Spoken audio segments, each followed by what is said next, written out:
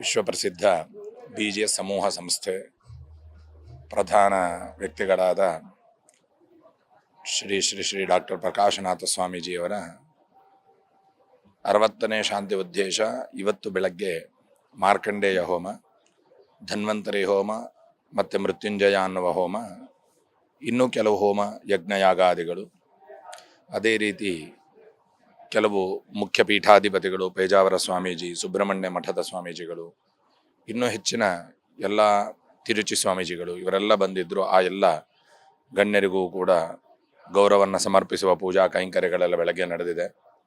ಸಾಯಂಕಾಲ ನಾಳೆ ನಡೆಯುವ ಶತಚಂಡಿಕಾ ಯಾಗದ ಅಂಗವಾಗಿ ಗೋಧೂಳಿ ಮುಹೂರ್ತದಲ್ಲಿ ಹಸುವಿನ ಪೂಜೆ, ವೃಷಭ ಪೂಜೆ, ಅಶ್ವಪೂಜೆ, ಇನ್ನೂ ಕೆಲವು ಪೂಜಾರಾಧನೆಗಳು ಕೂಡ ನಡೀತಾ ಇದೆ.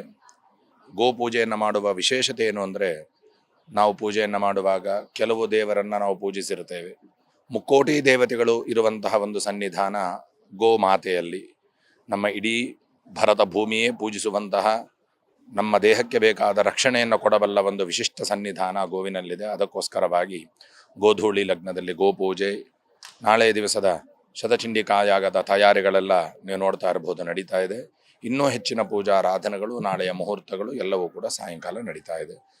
ಶತಚಂಡಿಕಾಯಾಗದ ವಿಶೇಷ ಫಲ ಏನು ಅಂದರೆ, ಜಗತ್ತಿಗೆ ಜನನಿಯಾಗಿರುವಂತಹ ತಾಯಿ ದುರ್ಗೆ, ಆ ದುರ್ಗೆಯ ಪೂಜಾರಾಧನೆಗೆ ನಾಳೆ ದಿವಸ ಯಾರೋ ಒಬ್ಬ ಗಣ್ಯ ವ್ಯತಿಥಿ ನಮಗೆ ಬರ್ತಾರೆ ಎನ್ನುವಾಗ ಅವರನ್ನು ನಾವು ಸ್ವಾಗತಿಸುವುದಕ್ಕೆ ಎಲ್ಲ ವಿಜೃಂಭಣೆ ಸಿದ್ಧತೆ ಮಾಡ್ತೇವೆ.